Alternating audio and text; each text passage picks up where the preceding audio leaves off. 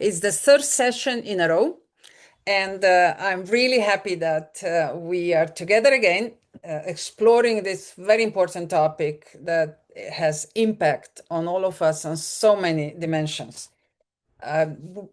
We are hosting as Eco-Civilization this event, a whole series of events, and it's a real privilege to be doing that in a collaboration with the Living Cities Research Group. We are a disruptive global cluster of people who care. We hope to create a safe space for engagements, collaboration, innovation, and who knows what else will emerge out of this very engaging space. And we hope to at least get a little sense of the foundation for the evolution of new civilization, maybe understand the past better, and be more engaged for our future. New civilization paradigm, somehow we feel it as something emerging around the corner. Personally, I really feel it, and I'm very much dedicated to this topic since 2011. I often say we're together with Alexander and many system science researchers and mindsets, we tapped jointly into this challenge of understanding the civilizational paradigm. How do they occur? What are the leverage points? And how can we maybe directly contribute and steering the flow that leads to a change? So we are all invited to imagine that. In the eco-civilization, we use as a base for our engagement a very simple model, which we're happy to open up for any kind of additional challenges and contributions. However, we see right now our societies, the human communities, human-based communities, as these 5 pillars: beings, spaces, lands, societies, consciousness that includes all the accumulated knowledge and wisdom throughout the history of humanity, and relationship as the key dynamic subsystems, processes that connect these 4 together into a dynamic societies, civilizations, the world as we know it. And of course, the focus of the year of the Soul of the Cities is on the dynamics, behavior, and essence of our societies. Why this topic really matters? Because we see cities as a living field of relationships, and eco-civilization relationships are the essence, the way how they see them for the next essential enabler of value creation. We feel that cities are the basic living organism in our societies, seeking balance within the greater ecosystem. And we see eco-civilization as a mesh network of subsystems where each is equal among the equals. And we consider cities inhabitants act as stewardship of relationships, transforming the cities from a space of consumption into the space of communion. So see it really that we move collectively towards creating a garden where we act as stewards with a responsible note. So to encourage today's topic, which I'm very curious how it's going to emerge, and I'll be listening with big ears and heart, is Earth Citizens and Cities with Soul for our one home, Earth, rethinking the notion of home. And while I was thinking about this topic, I'd just like to share one thought with you, is that throughout my life, I associated home with the physical environment, either being a particular space in nature or being a house, apartment, garden. However, I have to admit that lately, the virtual space has created lots of new understandings of what home can be, and many people already consider home as a particular virtual space. So I really wonder how we're going to relate to that in an overall systemic approach of understanding the concept of home. But I will leave it there because I'm not an expert. And as I said, I'll be listening with big ears today what you will share on this topic. Before I pass the word to Marina, I would just like to say that this is just one of the sessions in a series that is going on the whole year. And the next session will be on January 14th on multiculturalism and civic cohesion, diversity, migration, and cultural integration. So that will be in January. Just briefly, what you can still expect from 2026 as part of the eco-civilization movement, we will add to the year of the soul of the city also the year of AI challenged, where we plan to host 2 sessions per month in an in-depth discussion about all levels of AI, and hopefully bring some interesting views to the table as well. I'm also inviting you all to the Eco-Civilization Summit for the year 2025, which will be on the 21st of January online. So please mark the date. And there are 2 books already emerging, which we hope to launch in the first 6 months of next year. One is the Leadership Challenged, From Paradox to New Horizons, and Mental Health, The Soul of Humanity. Both were the topics of this year, and many different sessions that we hosted on this topic are contributing to the publishing of these 2 books. Well, that's it from my side. So, Marina, the floor is yours. Thank you, Violeta. And Year of the Soul of Cities is co-organized by Eco-Civilization Living Cities Action Research Ecosystem and the Laszlo Institute of New Paradigm Research. So before I pass my word to the Home for Humanity organization and Rama and Alexander, let me bring also the word from Alexander Laszlo. And please, Alexander, share your views on what's the importance of home and Earth citizenship through the systemic perspective and the perspective of the Laszlo Institute. Maybe a couple of words of greeting and your thoughts about this topic, please. Well, welcome everyone, and thank you so much. It's what a delight to be here. And I was just also saying together with Rama and her father, who was there, it's lovely. I was just talking to my 93-year-old father yesterday, who started the Laszlo Institute, and very much in the spirit of this engagement. Marina, thank you for the invitation for a few words, and Violeta for hosting and holding this together. The 2 of you holding this and the whole eco-civilization movement, as you have outlined so beautifully, Violeta, this is a time when we need to really, really care for our sense of belonging, our sense of identity, this place, this home. I just took a little screenshot. I'm not sure if you saw what I put into the chat, because I typed into my Google search, home is where, and let it complete it. See what Google came up with those things, and it says all these interesting things. Home is where the heart is. It also says home is where the hatred is. I'm not sure if I understand that. Home is where the bodies are. I'm not sure what that is. Home is where you make it. Home is where I want to be. So there's some interesting expressions here, but it has both the shadow and the light. It's beautiful and interesting. And I think this is where we have a chance to explore what it means to human well. And how do we human well together on this, our home, this planet, this one world? One last thing, I was just listening on my run to Black Eyed Peas, listening as I was running, and I was listening to their song, geez, what's this called? One World. We are one, and it's beautiful. It's like the anthem that we could be. And it is such an anathema to what is going on in the world in many places, such as in the United States right now. It's scary. So here's our chance to really not only walk the talk and live the walk, but to dance the path together.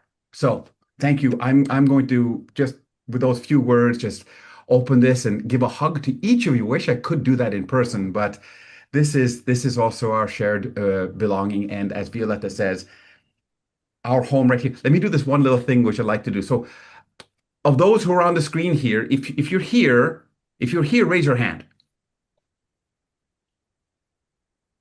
Isn't that great? Where is here? I love this. We're all here. And I don't know where here is, but we're all identified with being here. And I love that. Maybe we'll do this last thing of just holding hands. Can we do that? We'll just put our hands to the edge of the screen. Put the hands out here to the sides, Alexander and Rama, to the sides. Look, you see the edge of your screen? You see how we are? Oh, I got to reach out further. There, I can touch hands. Yay! So we're all kind of like holding hands across the screens. Yeah. All right. Back to you. Big hugs. Thank you so much for doing this. It's important. Wonderful, wonderful, Alexander. Thank you so much. And today we are co-hosting this wonderful event with Alexander Schiffer and Rama Mani, founders of the One Home Journey and Home for Humanity movement. And it's so important for us today. So as I said when we were preparing to this meeting, that we came across this idea of what is home and what does it mean to feel Mother Earth, planet Earth, as our home? And we discussed this several times with Alexander and Rama, and we decided that it would be a fantastic opportunity to share the perspectives, to feel this. And today I invite us to explore what is home and what is the very notion of home, its physical, emotional, spiritual, relational aspects, also to understand what is belonging. And I also wanted to mention that today is the Global Human Rights Day. And we discussed with Alexander and Rama that the right for home, the right for belonging, the right to relationships is one of the most important human rights. And it's not a coincidence, it's a fact. And it's really important that today we are meeting and discussing this topic.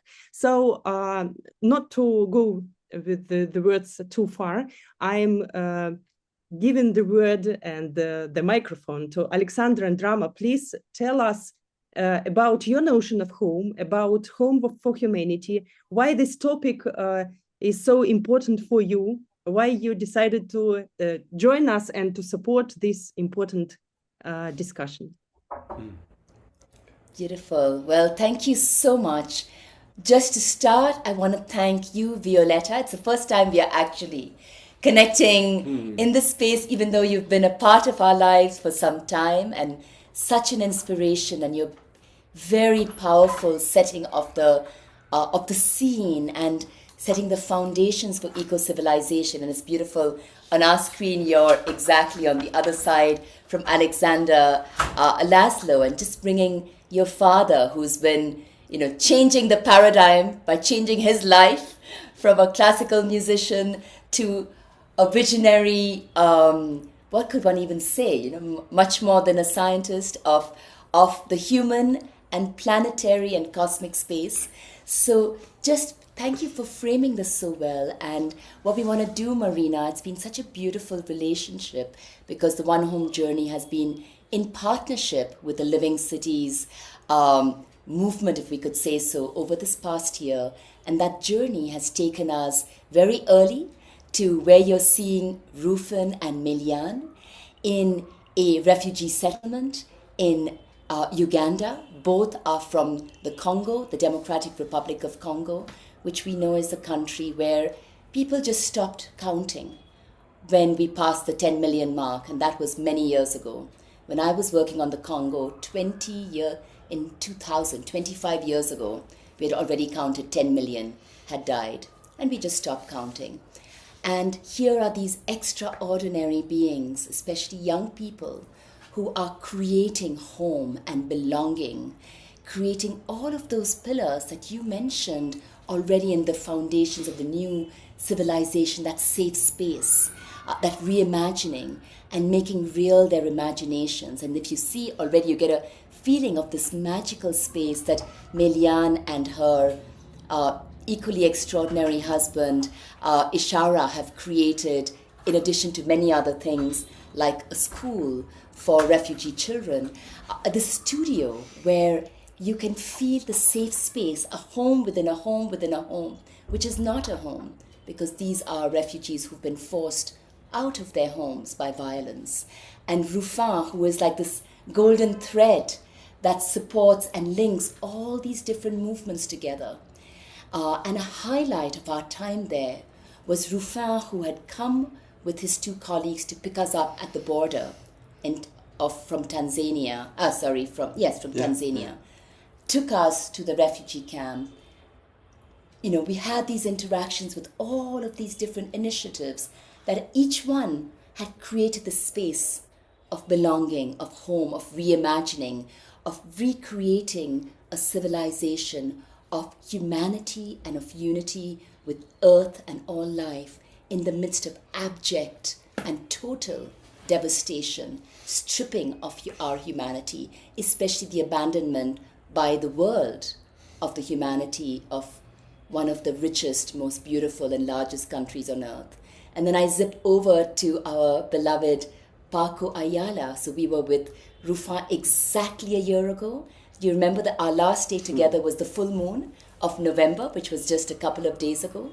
That's when we parted after a very, very powerful time together in Uganda. And then a few months later, in the spring, in March, we were with Paco Ayala. And as you will hear from them in their own words, but Paco too, the other extreme, going to this, the biggest capital in the world, isn't it? Right? And Mexico City, I think it's called so. And how they took the devastation and the rubble, and as citizens created this inclusive space.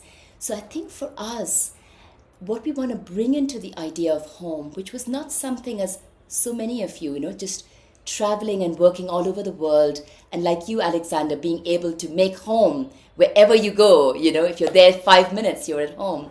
And discovering how it's in the midst of loss, of devastation, that's when creating home becomes so important. When the home that was your home has been, bombed to bits, destroyed, whether it's by, climate change, whether it's by war, whether it's whatever. Oh, wonderful. Our dear Dr. Ephraim, Ntate Mabena. Is Mama Mabena going to join with you? She's still busy for now. No worries. Tate Mabena, if you could slightly move the screen so we can see all of your noble. Bring it down a little bit. Yes, just a little bit down the screen. That's it. Yes, a little bit. Yes, that is fantastic. Thank you so much. Tate Mabena, we are just starting and framing, introducing the notion of home, but I was beginning to do so by introducing our 3 homes for humanity. And we had introduced Rufin and Melian from the refugee settlement in Nakivale refugee settlement in Uganda. They are from the Congo, the Democratic Republic of Congo. We were just traveling to Mexico and speaking about how we have this citizenship means, and earth citizenship means, in the midst of devastation, taking agency, as we saw amongst the extraordinary people, but especially the young people in Nakivale. And like you did, Paco, and all of the citizens of Mexico who came together to transform this devastated place into the utter social beehive, the colmena social, where everything happens, where life, the living city, you step into a paradise. I wept the entire time I was in Huerta Roma Verde, because everywhere you look, it's seeing the beauty created out of nature, out of recycled materials. You see the little kids learning to compost and loving the smell of compost. You see art everywhere. You see imagination and wildness. It is, Violetta, you'll be thrilled to see, it is the living civilization you're working for. And of course, when you see what Dr. Ephraim Sebiso, whom we call Ntati Mabena, Tati Bamena, I enacted your story yesterday in a meeting on social justice here for Human Rights Day, and people were just so moved. And I ended it with the words of your president, Nelson Mandela, who had said, "We will be free when Palestine is free." So we were in Mamelodi, which Ntati Mabena almost single-handedly transformed from a dumping heap, from the torture grounds of apartheid, where he himself was tortured and abandoned, into a healing sanctuary, into a heritage village for indigenous wisdom and for our oneness with nature. So for us, in a way, these beautiful beings amongst the many homes for humanity, the living spaces, the living foundations of an eco-civilization, the places where we can human well in unity with all life, they say better than we ever could why this word home has become so potent, so fragrant, so meaningful for us, why it has, what could we say, it has homed us, It has shown us that it is possible, as the world is being destroyed and the old paradigm is dying, we can reimagine it in such a better way. And we have the agency, the imagination, the two together, and the co-creation to establish that. So we're very honored that these beautiful members of our community, who we feel honored to know, are here to testify to that. Sorry, Alexander, it took a bit of a while, but I wanted to just make it a way to presence how, yes, each time we are with an organization or a movement, we honor as home our own understanding of home, the word home in the different languages, as Rufin and Milian will share, and what it means keeps growing, and our own understanding of our humanness keeps expanding, our ubuntu. You used a beautiful word of presencing what we are experiencing, and what we are in home is an experience. And I just want to feel in this very moment into the presence of our togetherness, because I feel home. I feel home. And maybe like Alexander invited us, if you feel like it, raise your hand, or both. If we share this feeling of coming together in home, and as we tune into that sense, yes, Milian and Rufin, we also sense, and I'm very, very happy that Mother Africa is so present on this call, because that is a space that we all can call home. And I wonder if we agree, perhaps we can raise our hands for Mother Africa for a moment. Our original home. And that is also where the One Home journey started. It started in Africa, in the cradle of humanity, the cradle that also belongs into a home. So home, on the one hand, is maybe one of the most intimate words that we have in all our languages. Perhaps one of the most intense longings we all hold in all our hearts. But it's also, looking now on the upper left of our screen, it's also kind of a civilizational longing.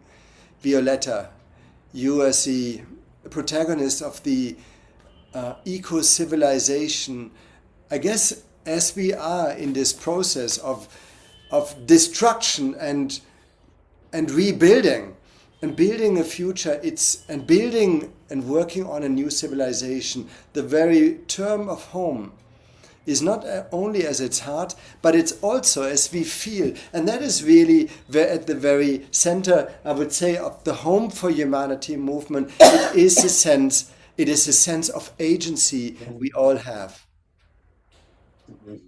Wherever we are, and even is, and the One Home journey is focusing very much on working around the world in the most desolate situations, the most difficult and challenging situations, like, for example, Ntati Mabena faced in South Africa, in the apartheid area, from where he rebuilt home, or Ruffin and Melian in the refugee camp. People who've lost their home, who've had to leave their homes and yet rebuild home.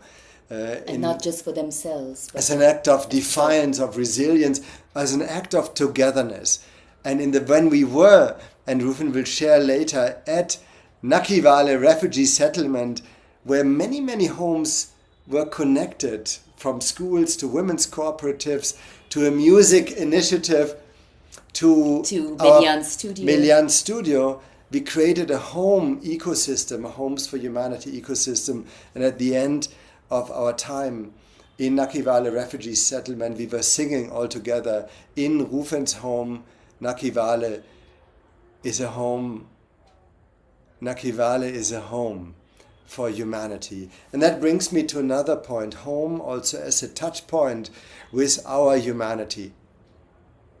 This is something that I guess we are discovering on this journey, as we discovered before now with 80 homes for humanity across the planet.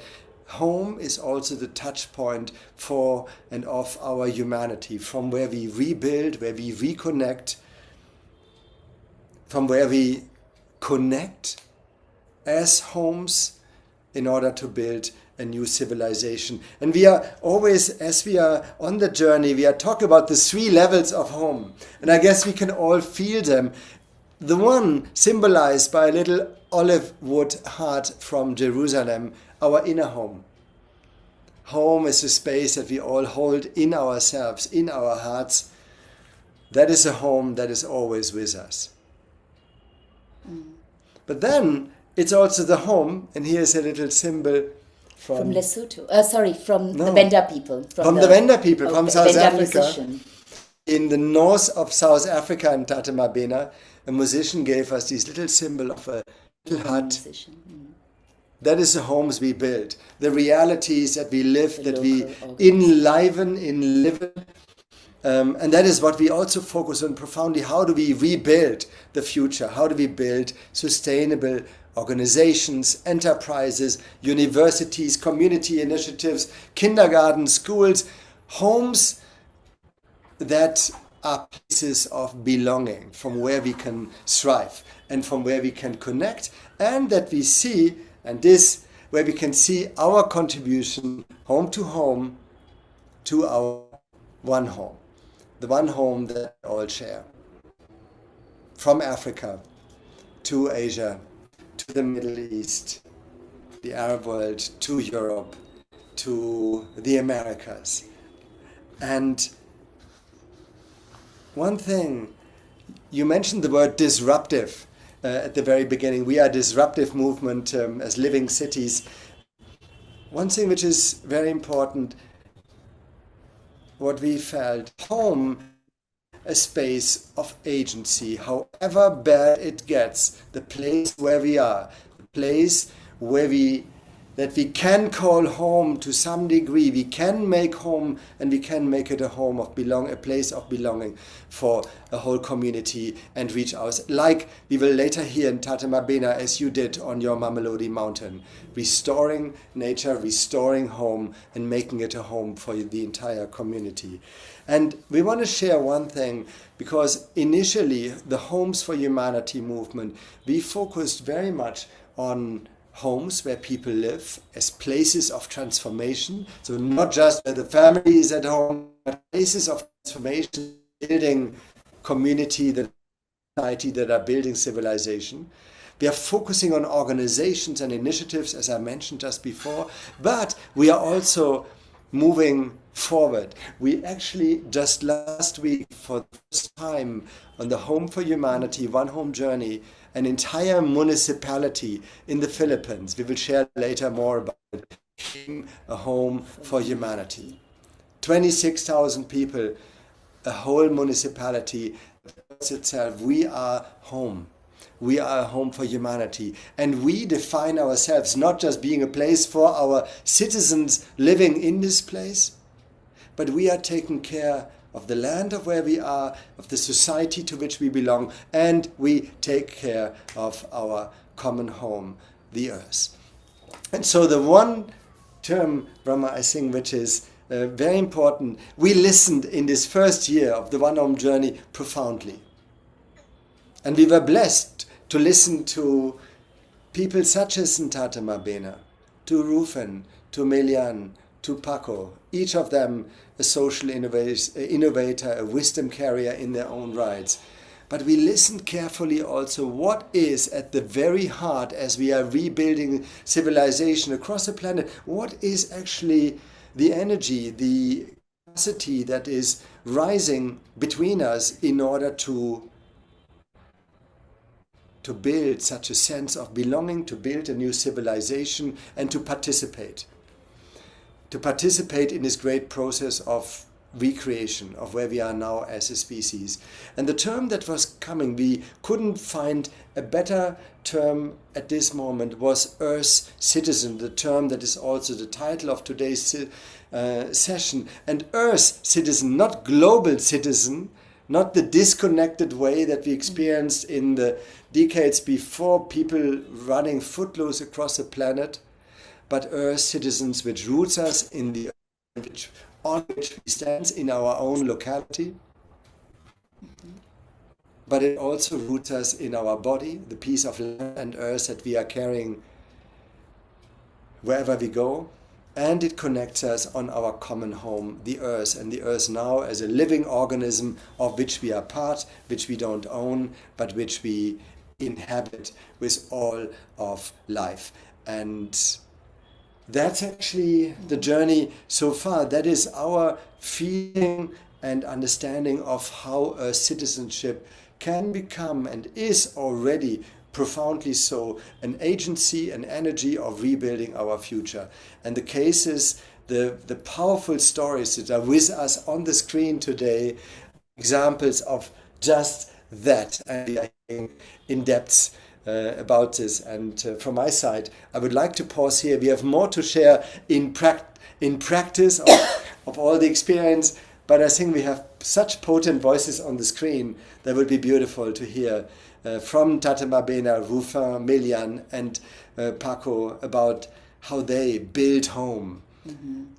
And how the city and home are connected, and how they are doing so, and how what you've done has transformed the larger reality of the wider cities and environments that you are in.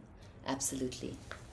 And we just briefly introduce also our mother, Saroja, who has just joined the call. Hi. So we are joined by the Saroja, grandparents. Mani. My parents have been on the journey with us. They've been in every single country, no matter what the time zone. They have met all the 12,000 people of the first year, and they were very much with us when our movement collectively received the Guzi International Peace Prize a couple of weeks ago, which was really, a beautiful signal of the collectivity, that the collective imaginary can create the new reality. So it was, we are so blessed. And we are able to be with them, with all of you. What more can we ask for sitting here and seeing all of you? That's our pleasure. We are blessed. Thank you. Lovely seeing you. Happy to meet you all. Om Shanti.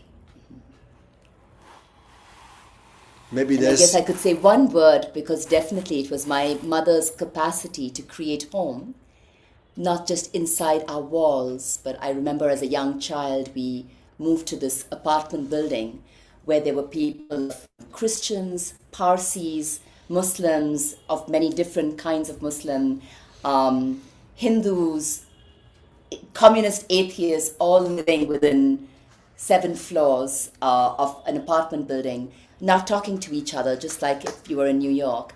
And within a couple of months of us being there, everyone was meeting in our home, and we were celebrating thereafter for the next many years, every festival together, every community together, every celebration together, and it became a real community where social classes, religions, creeds, discipline didn't matter at all. And it was that thing of in the middle of Mumbai, being able to do that. So I guess that was where the seeds were planted. And yeah, and now we see that it can happen everywhere. So open now. And in this period, I just would like to add a line, because I think it's so significant that we have the parents here. The home story that we are holding collectively is also a story of restoring family. But the earth family. The earth family. It's coming together as family, and this is what we profoundly experience. Not just because Ruffin is now our son. You know, we kind of adopted each other mutually. And we feel the same for Melian. Tate Mabena, and Tate means grandfather, the grandfather Mabena. You know, that's how you are called, and that's who you are also in the earth family that we are creating.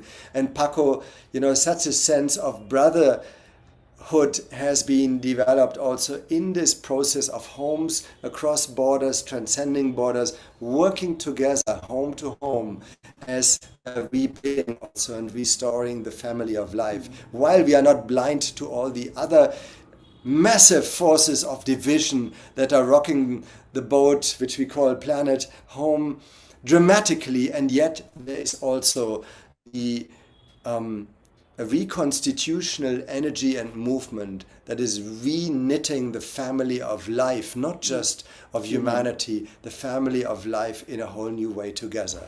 And that is why we are here as home for humanity. That is why we are on the one home journey.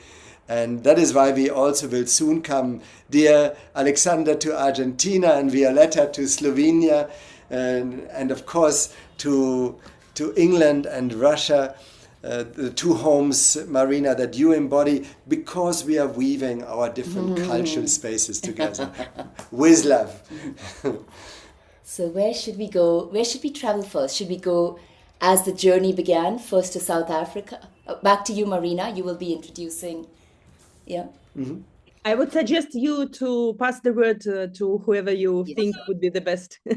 Well, we begin with our elder, our indigenous wisdom carrier, our dear Dr. Ephraim Sebiso Mabena and Tate Mabena. Perhaps you would start us with a traditional blessing and, you know, then take us into your story. And then we would move from there. If that's okay with you, you could decide which way, whether we jump continents and then come back to Ruffin and Melian, who really are our voice for the future, you know, really such inspirations for the future. So maybe we would jump from there to Paco, our brother, and then to our children. Yeah. If that sounds good to you all. Over to you. And give us a sense, Marina, because I know we started a bit late and we took perhaps a little bit longer than we planned to. Give us a sense of the framework and how you would like that to unfold, so that we also can get some discussion with the other people who've joined this call and hear their senses of home.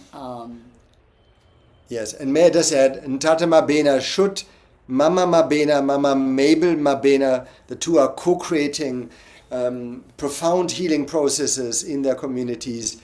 If she is around, it would be beautiful to have Mama Mabena also with us. Ntata Mabena, the video was turned off for a moment. Are you with us? Can you hear us?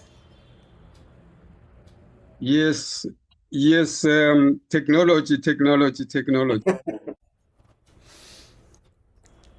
Yes, please. Over to you. We have an hour to share our experiences and ideas, and then 10 minutes left to wrap up everything. So I think that the next hour we can dedicate to our discussion of the home, sense of belonging, and earth citizenship.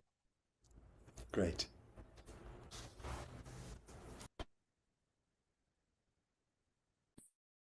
Oh, you're muted, Dr. Mabena. Please unmute yourself. You are mutable. Yeah, thanks. Can you hear me? Thank you.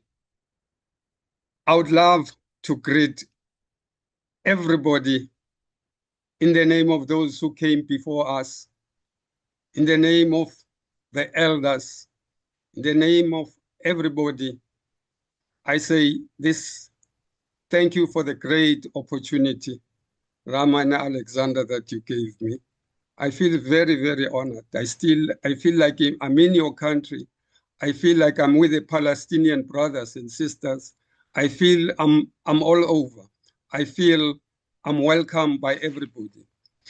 You know, I don't know what to say. When I'm excited, I'm become speechless.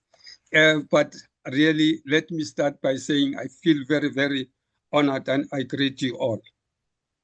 The story that I'm going to tell you is going to be a short story, but with tears of joy, with tears of joy, of sorrow.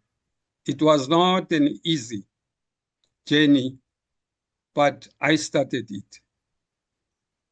For those who came before us, like the elder, my leader, my former president, Nelson Mandela, he said we fought. Now it is time to reconstruct and develop our country, of which is our home. Throw those guns away and now begin to reconstruct and develop our country. That actually made me as a former freedom fighter, that has made me to throw the gun away and now begin to reconstruct and develop my country. While others were developing the country, doing something better for the country, I decided, because when I grew up, visiting this mountain that is next to me. And the very same mountain, as a young boy, I used to go to that particular mountain and play hide and seek. But as I grew up, I joined the African National Congress. I joined Umkhonto weSizwe. And it was a calling that I must liberate my country. As a soldier, I was very, very close to the mountain. I was very, very close with the trees, with the rocks, with the flora and fauna. And when the call came to me to say, now throw those guns away, I went back to the mountain and give thanks to that particular mountain. For what reason? It is because when I was a soldier, I used to hide my DLP, my weapons, at the very same mountain. And I used to hide my weapons near the certain trees, different types of trees, under certain rocks. And when Mandela said, it is time to reconstruct and develop, I went to the mountain and I saw that mountain. The mountain has played such a significant role. Mountains play such a significant role in our lifetime as human beings. Culturally, religiously, politically, and otherwise. As I said, when I was a young man, I used to go and fetch, indigenous fruits on the mountain. I used to catch some innocent birds as a young boy over there. But when Mandela said, go, it's time to reconstruct, what struck me is the place that, because the very same mountain I was, interrogated by the police on the very same mountain. They took me from my home and interrogated to the very same mountain. So when Mandela said it's time to reconstruct and develop, then came into me that I must try and reconcile with the mountain that has played such a significant role when we fought for our freedom. Because it is the very same mountain I went to say, please hide me. The police, when they interrogated, I could have been dead, but surely because of the spirits that are on the mountain, because of those plants, those trees can talk, trees have eyes, trees can hear, and other species that were on the mountain. Because remember, as an African, we take flora and fauna, we take nature as our home.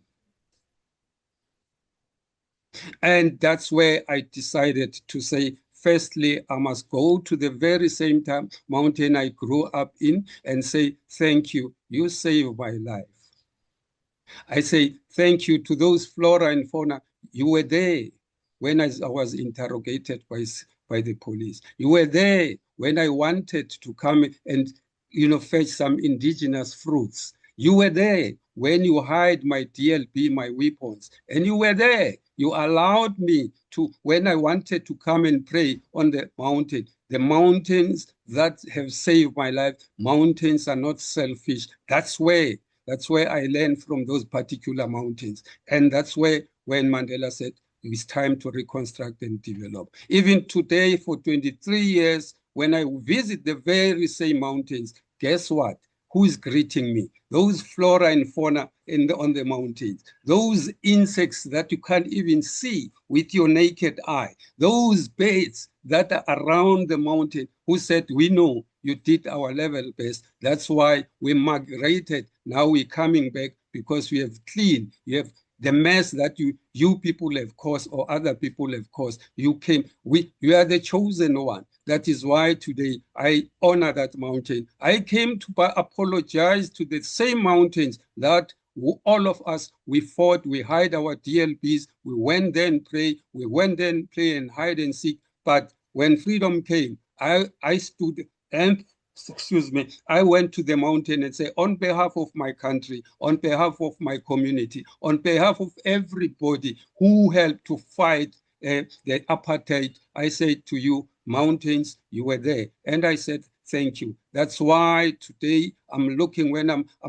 looking at it on top of them, because inspired by people like Martin Luther King, who said, I've been to the mountaintop, I've seen the glory of God. I've been to the mountain of Mamelodi, and I've seen the tears of Mamelodians crying when they were tortured, brutally murdered by security police. I was on top of the mountain. That's why I climbed back to say to the mountain, when I saw the tears of the same mountain, the tears for the first time I feared tears crying. For the first time I feared, seeing the tears crying. And I put up my boots and went to the mountain and said to the mountain, I'm here. I'm no longer fires on the mountains, no longer digging unnecessarily illegal digging of plants. I said, I'm going to stand. I had a meeting with some different flora and faunas, just to joke about that. I had it, the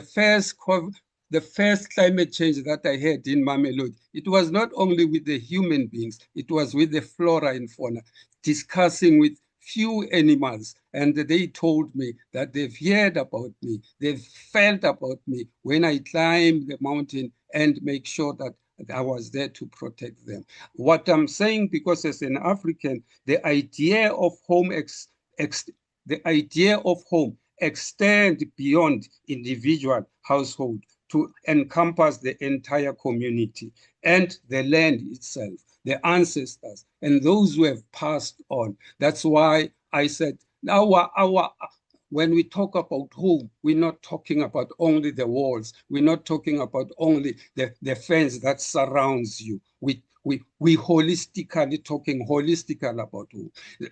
Palestinians, when I go to Palestine, I will feel home. When I come to your country, I will feel at home. It is very, very, very important that, what we need in our lifetime, we need definitely to make sure that we develop program exchange. I visit your country. I believe in each one, teach one strategy. That is the very important, each one, teach one. Learning from your country, how you fought against climate change, how you fought hunger, how you fight, learning from you, those strategies. It's so very, very important. That's why when I actually, after freedom, we got our freedom in South Africa, I went to the mountain and say, thank you, mountain. You were there. Thank you. The bird, all the species that are on the mountain, if they were talking, they were going to salute me. But spiritually, I feel every time I went to the mountain, these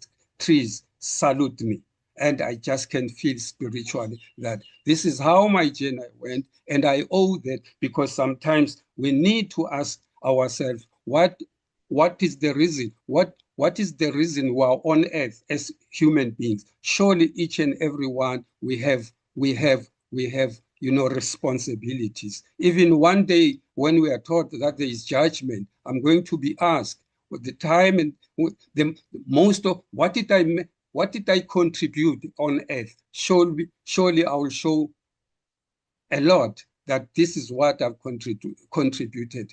Even if you can take your calculator will tell you at the age of what I was training my community kickboxing and karate and fencing. At the age of certain age, I was a freedom fighter. At a certain age, I did all reconstructing and development. At a certain age, my journey was now reconstructing and develop, rehabilitating the mountain which was used by apartheid regime to torture our people. So if you take the calculator, calculating my age bit by bit, you can see that I've contributed in my entire life to just,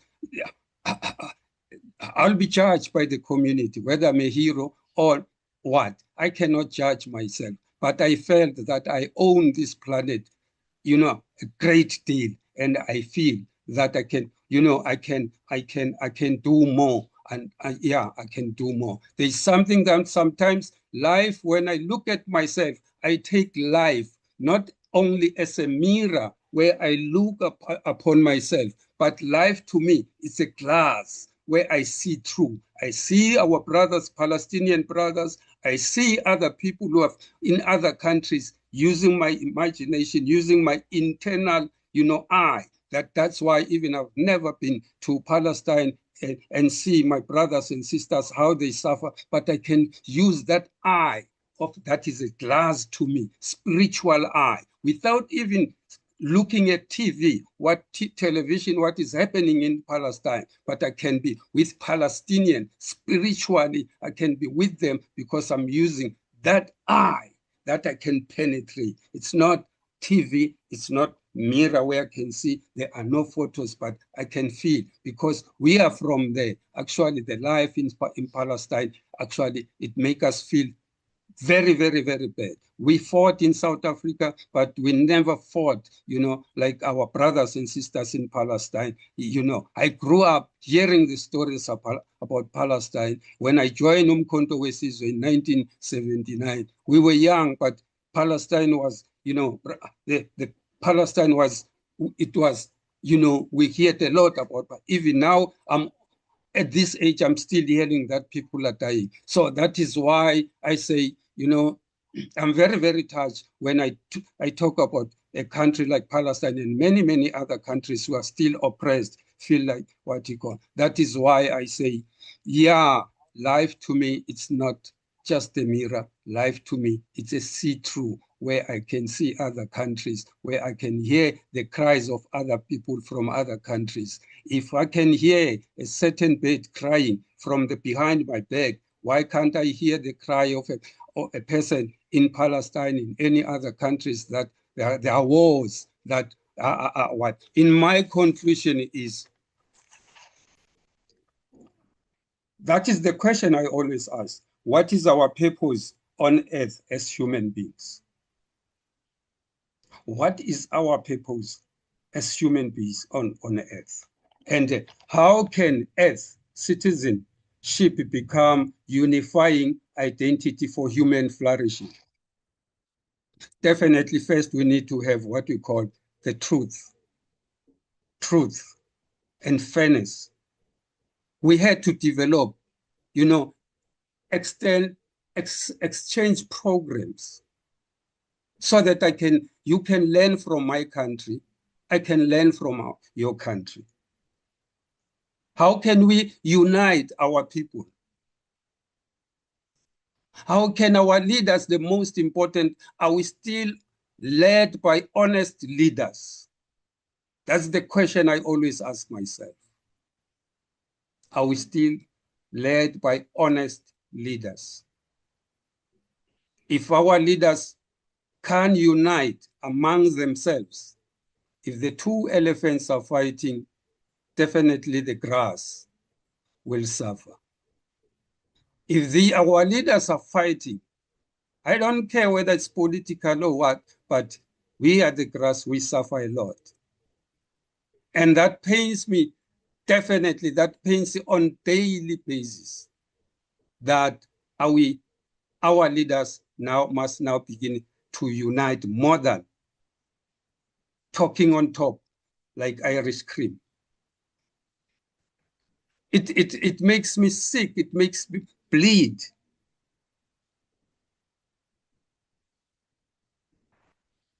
It makes me feel, it makes me bleed inside because yesterday we were on our country as South Africans.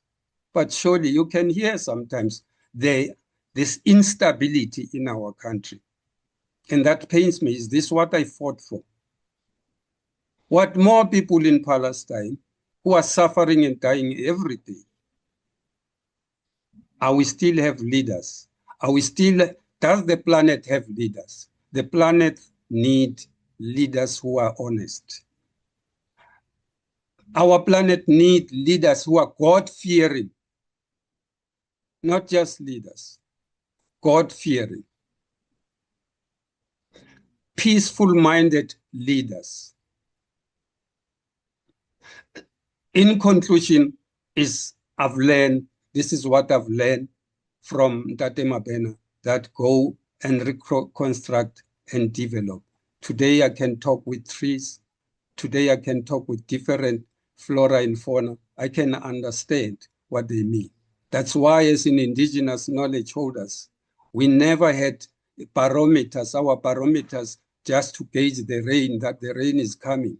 We'll study flora and fauna, that when you see a certain flower, there is war coming. When you see a certain animal, there is war coming. And that is why today I respect my planet. I wish I can have more and more and more. I know that I won't stop, but thank you very much. Thank you, our beloved Tate Mabena. My father is clapping for you. We want to also say it was very beautiful that you took us to this one of the oldest mountains of our home planet, Mamelodi. And by restoring the mountain, physically, spiritually, socially, as the Mothong African heritage sanctuary, you also brought new life to your Mamelodi township near Pretoria. So it's a beautiful way that we could start this discussion of the soul of the city with living cities, with eco-civilization, with how we have to be, that the notion of city has to be of unity with nature, with Mother Earth. And you really brought this oneness of the Earth family. And we still feel like yesterday when last September, or the 8th of October, I remember, we were standing there and you explained to us that Mothong, the name of your sanctuary in Mamelodi, that means humanity. And humanity that doesn't exclude the non-human, the more than human, but it's this oneness. So another word, Violetta asked us, share the word for home in your languages. And I think one of your gifts to the world is this beautiful term, Mothong. Everyone knows Ubuntu, but Mothong. So we're taking this Mothong and moving it to Pako, so deeply enriched, dear Tate Mabena, by your way of just, embarking us on the journey with your powerful words and wisdom and life experience and the whole spirit of the nation that you helped to build. And I would like to add just one line, which I think is so important, Tate Mabena, from your life work, together with Mama Mabena, that as you were healing the mountain, as you were healing and restoring the relationship to nature, on the Mamelodi mountain, for the Mamelodi community, you also developed and brought your own indigenous healing wisdom into your community. And it's a year from now that we were in your clinic, in your traditional healing clinic, bringing healing into the community through the wisdom that you are holding. And this is a profound gift in the way how you build or restore the soul of your city, the soul of your community, which is the theme also of today. And this restoration of the soul of the city is also what we found. If we may move on, dear Tate Mabena, to our brother in Mexico, Paco Ayala, who built Huerto Roma Verde together with his community to, Paco, dare I say, restore the soul of Roma, of Mexico City. Reimagine and recreate the soul of Roma. Yes. Yes, well, I'm so glad to be here with all of you. And of course, I subscribe all your concept of what is a home. But of course, what I say after Nata Mabena said, it's a very inspired and incredible, because I totally agree with that vision, because I always imagine when our ancestors sit around a bonfire and try to discover who we are, what and which is the reason of our existence. And I think in that moment start the feeling of a feeling of home. No, they are sharing food, care between them, but create a relationship with the nature, a very important relation with the nature. And of course, a home is a place where your heart and your soul and your mind feeling in complete harmony, care, and share with the people is around. But it's not only uh, with the people. It's very important to connect us with the nature, connect us with the animals, with the plants, and uh, uh, and I think when we have that conception of life, we love the place, love the land, love the mountains, the forests, the rivers, because they are part of us. They are part of all the community that are sharing a way of life and way of feeling and way to create, which is the reason of our existence. So here in Huerto,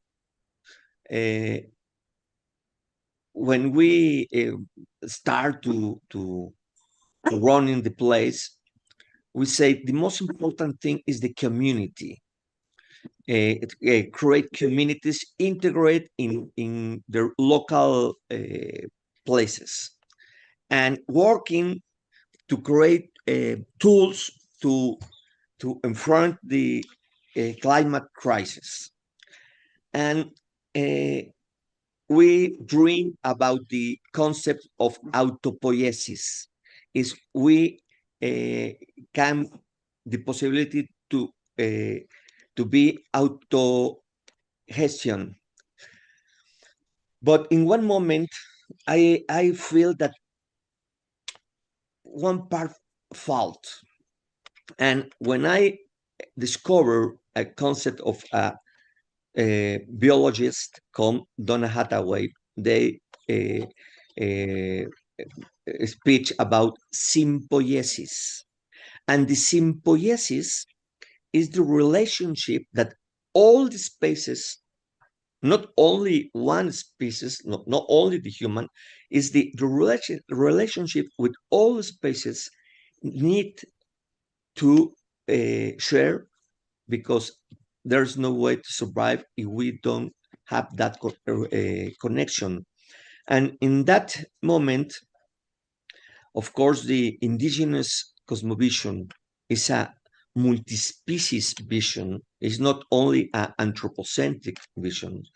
They say about the everybody, and everybody means not only people, species, plants, animals, have gifts, his own gifts. And when we recognize that gifts, we can try to live in the cycles of life. And another important thing that I think is urgent in this time is only take of the nature, take on of the nature only that you need. That is very important, because when we have the possibility to recognize to the others and only that I need, all our visions start to change. And I saw that Alexander shared some things that they have in South Africa and other parts, and I go for this. This is a gift to give me in Peru, and it's the representative of Pachamama. And here is all the mountains, are the animals, are the lands, are the rivers, and I think that is the most important thing for a home, is when we recognize the value of not of local, even the global, and see the presentation to Violeta Sheros. The virtual ecosystem is an ecosystem too, and now we are making home all in this pantalla, in this computer. No, we are making home, and I think is the most important. And thank you very much. Sorry for my English, but I trying to do best. Each year is better. Okay. Dearest Paco, that's be there, climb out of your window and experience what you created there, and see how there is just no limit. There's simply no limit to what our imagination can unfold and what we can manifest when we have the spirit that you beautifully brought to life. And we love it that you still carry this, the Mexicanness of the way you speak. It's very enriching for us.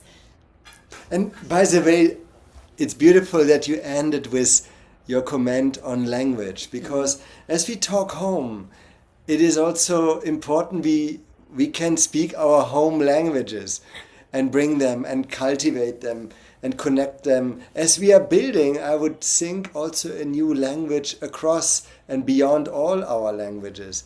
This is also the experience that I feel very strongly in this very moment, and in the moments, the many moments we have on the One Home journey. So I can only recommend that we all come to experience also Huerto Roma Verde when our passes lead to Mexico, because you have created there a home for so many people in the community, and people from around the world, and a new economy, oikos nomia, the home, oikos meaning home or household, is very alive in Huerto Roma Verde. And that brings us now to another place where imagination went in most beautiful expressions right now into the refugee camp, the Nakivale refugee settlement in Uganda, where people really had to start building home totally anew out of nothing. And we will hear from Rufen and Eliane what miracles in home building, in community building took place. Over to the beautiful studio, Unfold Voices. Thank you so much. I hope you can hear us properly without any challenge. Yeah, thank you so much.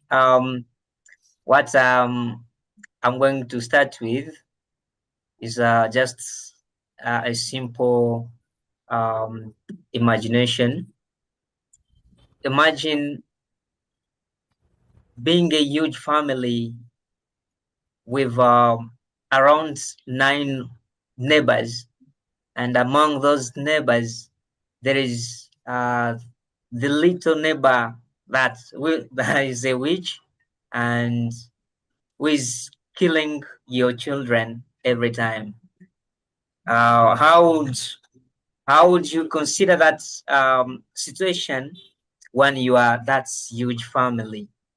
So there, I'm not talking about family as something simple, but I'm talking about the huge country that we have. That's DRC. And I'm by the name called Zerifen Kungwa, and I'm joining from Uganda, as Professor Alexander said. So there is an update coming from DRC. The M23 has again attacked because they have taken the eastern part from Goma with other territories there in sorry. There is actually, I'm sorry, there was a call.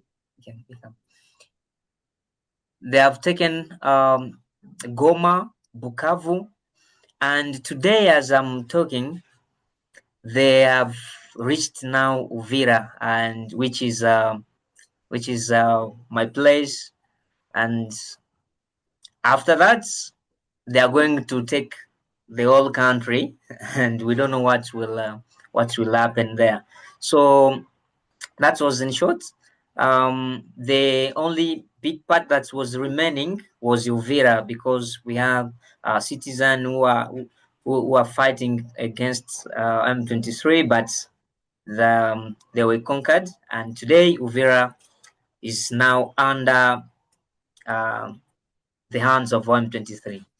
Thank you so much. For me, I can now consider home as a place where someone lives and builds memories for a future wealth. This goes directly with what I've been even understanding since I was still growing up,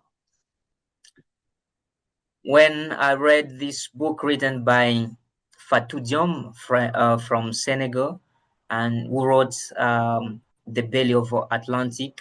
And there is, she said that living is becoming a moving or walking tomb, where living and death share the same absence. And this comes to our place also. We consider that where we are coming from, we are souls that are moving from one place to another place, looking for that home where we shall build our memories for a bright future. Unfortunately, we face a few things that make us struggle, not us as people, but our souls, because as I said before, the soul is that part that carries the memories from where we are coming from and where we are going to. So, to make it short, there is something that people don't really understand, is the sense of belonging. What makes us to be more connected to the place where we are is taking the responsibility and be like someone who is owning that place. So the ownership makes us to feel that belongingness of a certain place. Now, the big challenge that people normally face is acceptance. Where we are living, we may find people, and those people can't easily accept you as other human beings. And this comes directly to what we have been facing here in Nakivale refugee settlements, where we have refugees coming from different countries, almost 7 countries. And when they try with all the struggles here in Nakivale, they try to find a better place in Kampala or somewhere else outside of the camp. They face now that challenge that we call acceptance.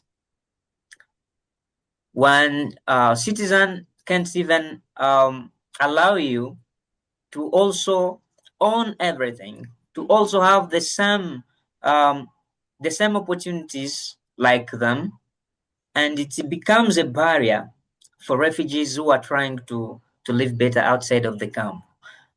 Now, due to all those challenges that they face, they come back in Nakivale refugee settlement and they consider this as a home.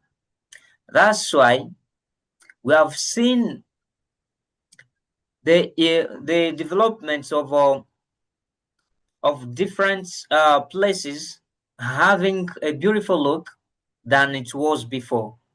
And then we have seen the generation coming with new initiatives that are helping now refugees to have also to get all those opportunities that are coming here in Nakivale, because they believe that this is the place that they are belonging to, and they don't have any other place to go, because they can't go back from their countries, and then they have to live here until maybe something else will happen. Maybe a miracle of God will happen, and the situation changes into good things. So you find that situation makes people feel like we are not only living here in Nakivale as strangers, as refugees, but we are living here now as people who are belonging to this place. And we understand that, but it's not that easy to be accepted as the people who are having the ownership of this place. It's somehow hard. That's why there is something that is that could be developed if people could understand the universal place that we are living in. People could limit the ownership of places. Suppose that we are in Uganda. Some Ugandans are improving their lives when they're outside of Uganda. Let me say in England, others in Germany, others in other places there. You may find other people from Italy finding a better place in Congo, in South Africa, and everywhere, so on. So I don't think that discrimination could be something that could allow others to feel that sympathy and that belongingness of a certain place when they have limited places, limited opportunities. So that's why I always say, I even wrote a short article there called Refugee Camp as Home. And I don't know if you could have like 2 minutes to just go through and understand what is written there. So this makes refugees now to believe that wherever they are, they can change that place and transform it into a home. And when things of collaboration came in, different organizations and refugees understood that they couldn't reach far without collaborating, and this brought the way of having an ecosystem. And today, as we are talking here, we are not only talking as the two people, but we are talking on behalf of the Nakivale ecosystem that is here. So is fully represented here, and this is something great. And I also learned a lot from Tatumabena when he was talking. I really appreciate how he really understood this spirituality of connecting, being connected to trees and other part of nature. This comes to us also to understand that people that you are seeing are not just the body that you are seeing, but is the soul that is carrying many things behind. It's the soul that is carrying a story behind there, and they want also to continue that story, making memories. So thank you so much. I'm not going to stop from there. And maybe, I don't know if Melian could also speak, or I take back the speech. Please, Thank you. Melian. Greeting Please, from Melian. am I clear now? Yeah, greetings from Unfold Voices. This is Melian Muhesi, and I'm happy to be part of you. At Unfold Voices, and this is what we've been just discussing about for some good time. It's all about, for us, home, it's where we feel a sense of belonging and where dignity is respected. But also, it's not all about a country or maybe a city like Naki Valley, but home, it's everywhere. You feel like you are seen and respected, and at least your voice is heard. Like now we are listening to each other, the whole world, and that's why that's what we call exactly a home. For refugees like us, the context home has been a bit not easy to, because it changes from a time to time. Like we leave home or we lost home for some time, we came and rebuild it again, but now we are understanding it more in a way that we carry home with us. We no longer rebuild it, but we live with it and we carry it with us, because we share the earth and we share this belonging, which is something that we should more understand as an inner power that we carry with us wherever we go. So I think this is a power that is now given to refugees and other people, for us to understand that we normally don't leave home, but we carry home with us, and we can easily establish the home that we carried where we went. And I'm so happy to be on this movement where we talk about home, dignity, restored culture, community. So I'm so happy to be part of this conversation. Over to you, Rama and Alexander. Very wonderful. You know, talking about this so powerful, Melian, how you carry home within, and just bringing that together with the way you started us off, Rufin, you know, which shows a little bit the world we live in, that the worst, you know, a conflict, I don't even want to call it, it's so much more than a conflict, in the Congo is at such a devastating peak, and your hometown, the last bastion has fallen, and there is not a peep in the news, because we are so ashamed that we continue to depend on the minerals stolen from this land to feed our dead economies, our greed. And yet, in Nakivale refugee settlement, as in many other places, you're coming together, carrying home in your hearts with such dignity, with such imagination and courage. And I would love you to share, Rufin, the name that you gave to this Home for Humanity ecosystem that encompasses Unfold Voices, that encompasses Arise, the school that Ishara, a really shining leader in this camp, who is also Melian's husband, built when he saw the struggles of young people who came, not even speaking the language, you know, being in this alien culture, only having the home within, how to keep that home alive. And our beloved Roger, our other son, who with other orphan children who had seen their parents and siblings being massacred in front of their eyes, created an orphanage that's a home away from home called New Talent for the Best Future. Or November, the women who came together in a small, beautiful space to create things with their hands and learn new skills, to create new livelihoods. Or Vera Music, who said we can build peace through our music and art and culture. And all this woven together. Share with us in your language the words that you so carefully chose for this home for humanity and what it means.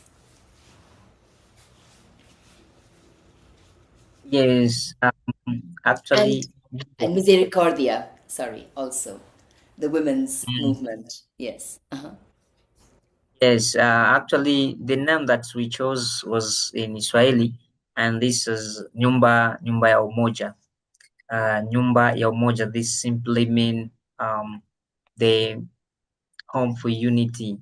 So we chose this one because we really understood that we cannot just call a home if only one person is living in, but it can also be an open space for other people to join and bring their ideas, and those ideas can also bring a change in the community. That's why when I told you that a home is a place where people build memories for a future world, and this is what we are doing. Each organization is doing it in their own ways, and for us, we are also doing it on our ways. But when we bring those ideas together, we make that ecosystem, and because it's no longer only one piece of of place, it becomes only a place of many seats there, around more than 5 seats where all the organizations could be sitting. So, and this brings unity among us and collaboration among the organizations. And for just a short information, one activist from Vera Music was elected as the chairperson of Base Camp 1. The guy is called Marco Pulga. So he's the current chairman of our village here. Thank you. Hello. You want to? What was so beautiful about Nakivale is these villages, that here is this camp where, unlike, the inequality and the treatment also of different refugees and in refugee settlements, the utter deprivation, the lack of resources, of schools, of medical centers, forget hospitals, of any, of any kind of income or revenue. And despite that these villages that have been created, so talking about the soul of the city, what you said, Melian, about carrying your home in your hearts, keeping that alive, coming together in unity, supporting each other, being this thread and living in these villages. Not to say not to idealize, because such situations should not exist. The wars that lead to them should not exist. The greed that fuels those wars should not exist. And that's why the need for an eco-civilization.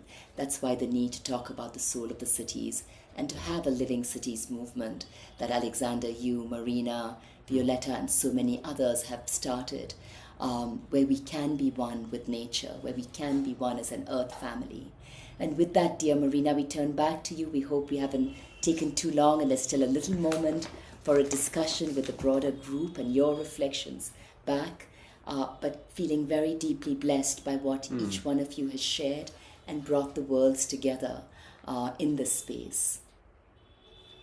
Thank you so much for your beautiful stories, for your wisdom, for the lessons that I think each place in the world can take from your presentations, from your speeches.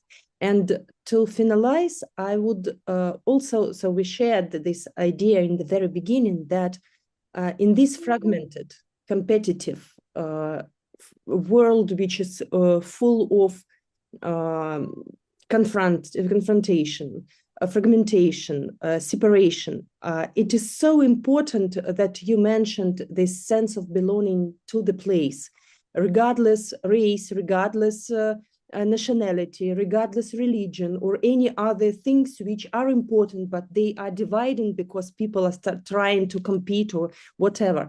So in terms of being the part of the place, being the part of environment and nature, as wonderfully Dr. Mabena has brought this idea that we are the one with the mountains, with flora and fauna and everything which inhabits the places where we live, not only human beings, but also all species, all plants and animals. So in this case, what would be your, not maybe the lesson, but the suggestion, the wise advice to those people who will watch the recording, to those who are with us today, where to start? What can we do as human beings, as future leaders, as people who care?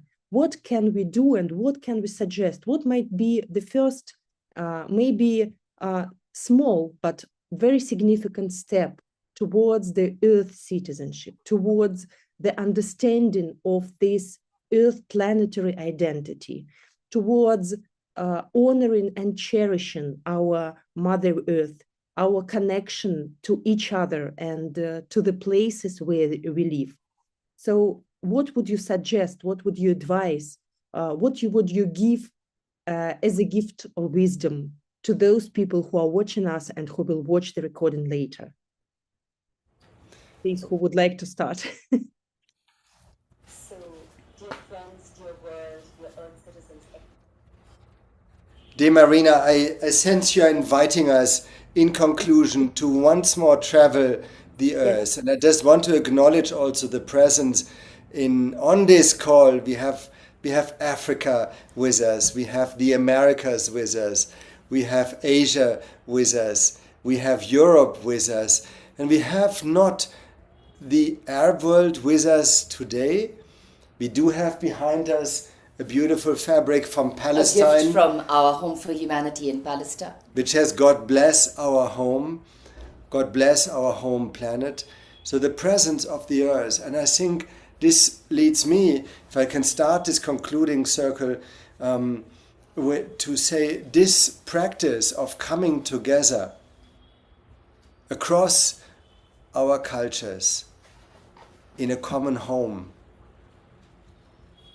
is of utmost significance. The very practice that we could witness amongst ourselves in this last 2 hours of listening to each other's inner home, to co-creating a home space as we are listening, and having the shared aspiration and service for our common home. This was one of the great lessons. This Earth ball, Earth sphere traveled with us to every country. About 12,000 people have touched it by now. All ages, all cultures, all social backgrounds. When the moment of touching this at the end of, shared workshops or evenings or interventions together, when we stood together holding the earth, this connection of love, of belonging, of wanting to participate in building the future together was universal. And perhaps to step into this experience for a moment, and this is what I would like to conclude with, if we could reach out and touch our home all together and feel into that energy within us of caring, of loving, of creating. What Melian so beautifully shared, home is sharing, belonging, the sharing of belonging.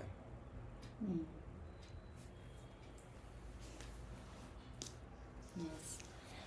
I would like to pass this earth, this piece of art by artist Michel Granger, which has traveled with us. So it travels around to all the speakers, and I'll say a word at the end. So let's just go maybe in the same order. Ntate Mabena.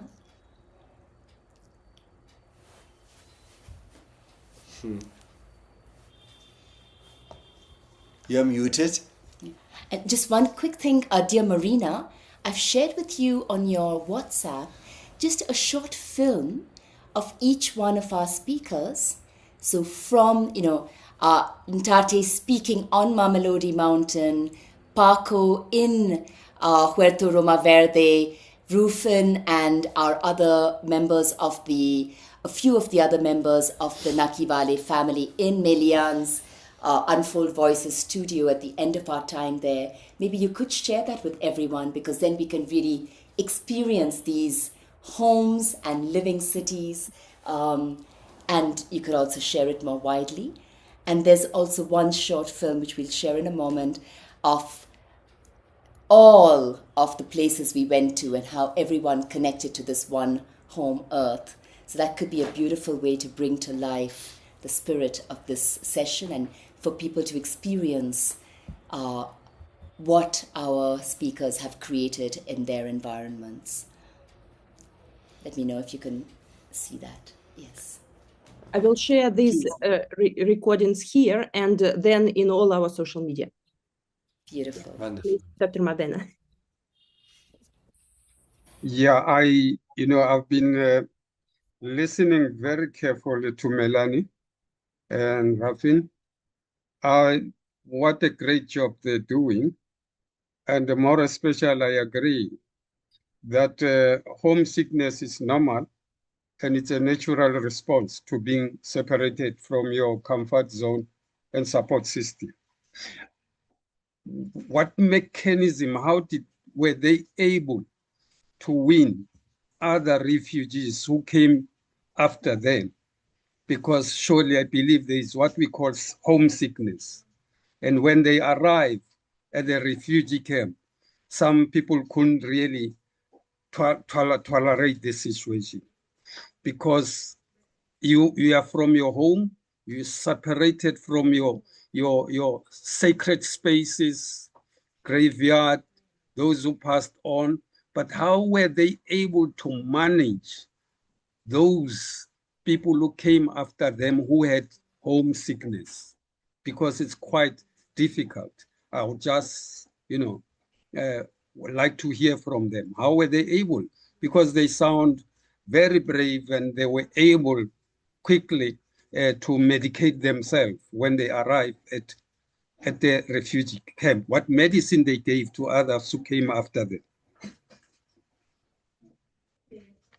Melanie and Rufin. Just short. Because you see me, you look like you're a doctor. You have that doctorate on, healing other people who came after you. Okay, thank you.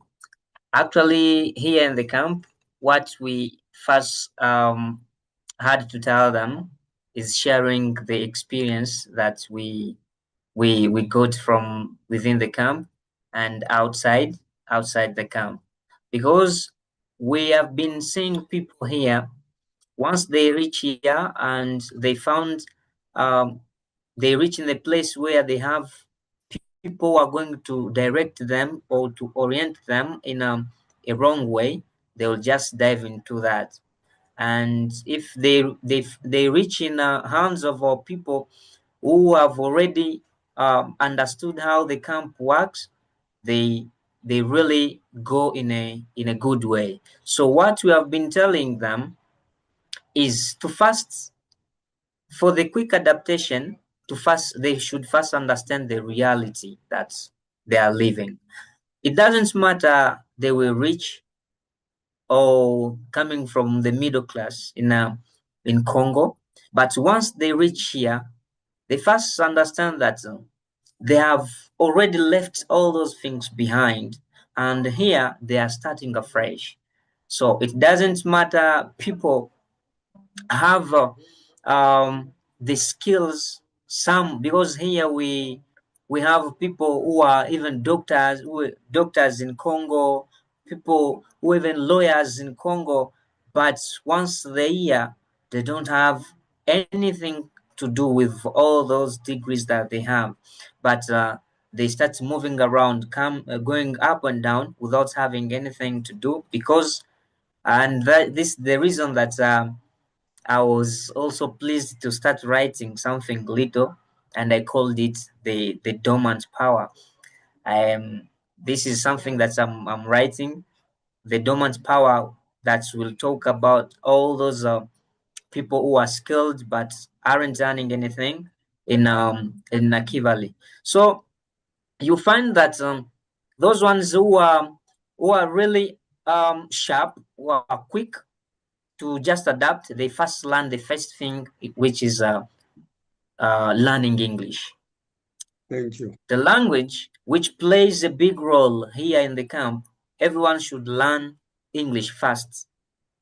It doesn't matter which kind of levels they were in Congo, all those things have passed. Now language, after learning language, they start now learning other skills that will help them to give value to the studies that they have, to the degrees that they hold here in the camp. And another thing is that we showed them that being a refugee doesn't simply mean that you'll go to the third country, because some come from DRC dreaming of going abroad, leaving Africa and join either Canada, and other countries in Europe and America. But once you first tell them that going abroad is a chance, you may have that chance of going, or you may remain here forever. Some people have been seeing people who have more than 20 years here in the camp. Others are even dying from here, and they don't go anywhere. So we motivate them to first consider this place as the home, like someone who just shifted from a region to another one. They're there in Congo. That's how they should consider this camp, and start focusing on how to rebuild. Thank you. I think in addition to what Rufu has just said, what we are doing is making this place better than how we found it, so that at least we can prepare it a little bit more better than the way we found it, because we found here we had a problem. Actually, I've been calling this place home since 2017, and when I reached, I didn't know any English. So the English I'm speaking right now, I started learning it in 2020. And we are creating this place, or improving it for the people who are coming, because we are sure people are still coming every day, and number is still increasing daily. So we want these people to at least found that we have built something that can help them to not to start from where we started. Because personally, we started where education was really hard for children. Even English languages wasn't accessible. But now we've created a system that the people who are now coming from different countries can at least have a language, because we are having Somalian, Ethiopians, Congolese, Rwanda, Burundi. So we can't all speak all those languages, but at least we can speak English together, as we can't learn each other's language, which can also take time. But now we can come all together and at least try to speak English, all the 7 countries. That's why at Arise, we are having an English class for adults. We are having a academic school for kids. And also we have session for girls talk, where we share, integrate, so that people cannot start from where we started. We at least make it better for them to integrate and learn together, and make sure they become some people here that can at least also rebuild their life, but also integrate easily.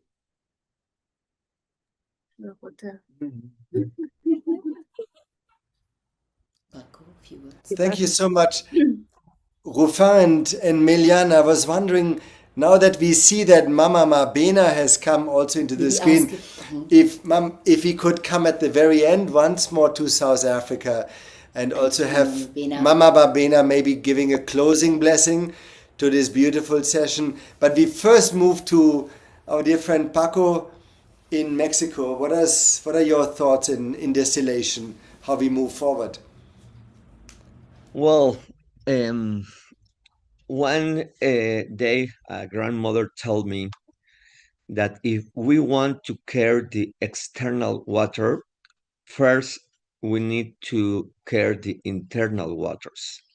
I think that in this moment that we are in the mind of egoica and rational mind, we have the possibility to grow, to pass to the integral mind. And I think it's happening. I don't know if it's going to be so quickly, but I'm sure that if we want to pass to the another paradigms, here in Huerto we call biosystemic paradigms, and leave the Cartesian paradigms. No? We need to grow our conscience. It's still working inside us and with the community. The only door can we open in this moment is to create integral communities with an integral mind, and like Mabena said, the spiritually, not necessarily the religion, but the spiritually is going to be a very important fact.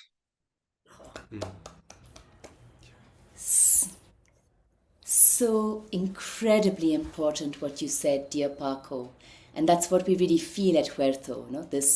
The integral, the wholeness, your beautiful, I don't know if you have around a picture of the model and the logo of Huerto. If you do, just do hold it up so we can all absorb it, which we live every day, to live that every day.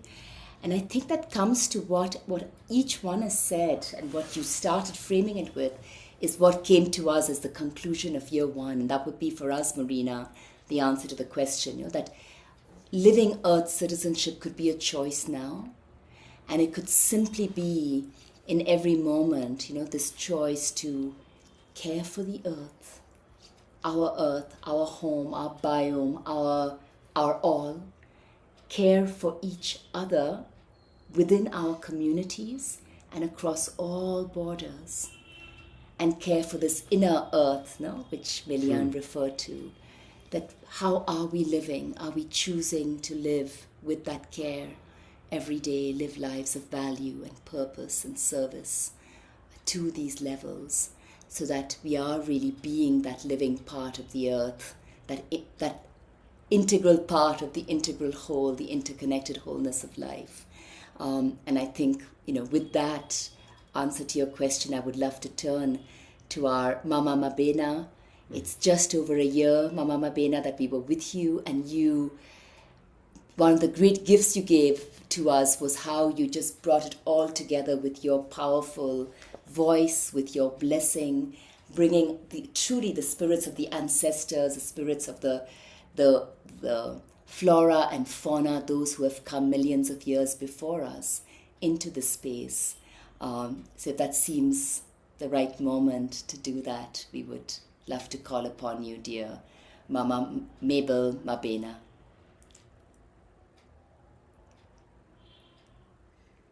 So you would just unmute and maybe come forward. Mama Mabena? Oops, I think they froze. Yeah. Good evening to everyone. Thank you so much for inviting us. We feel honored. I asked Dr. Mabena to get the whole information as I was a little bit busy. So I thank you.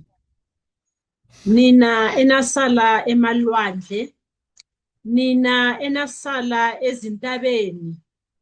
Siyabonga namhlanje sikhuluma nezizwe, sikhuluma ezizweni ngokuhlukahlukana kwazo. Siyabonga kuze kuphele unyaka ongu-2025 sisonke sisabambene. Siyabonga ukuthi sigcinene kuze kube namhlanje. I thank you. Siyabonga. Thank you. Thank you. Thank you. Thank you, dear friends. It was an absolute feast of soul, feast of our relationships across the continents, from Asia to Americas, to Africa, to Europe. And I hope that we created this beautiful space. And let me finalize maybe with the words attributed to the spiritual teacher Ram Dass. We are all just walking each other home, because I think that that's definitely what we are doing. We are helping each other find ourselves, our spiritual essence, and helping each other, guiding each other to come back to our inner source, our deep connectedness to the whole, to Mother Earth, to each other, and to all the life which we are cherishing, nurturing, and love. Thank you. Thank you so much.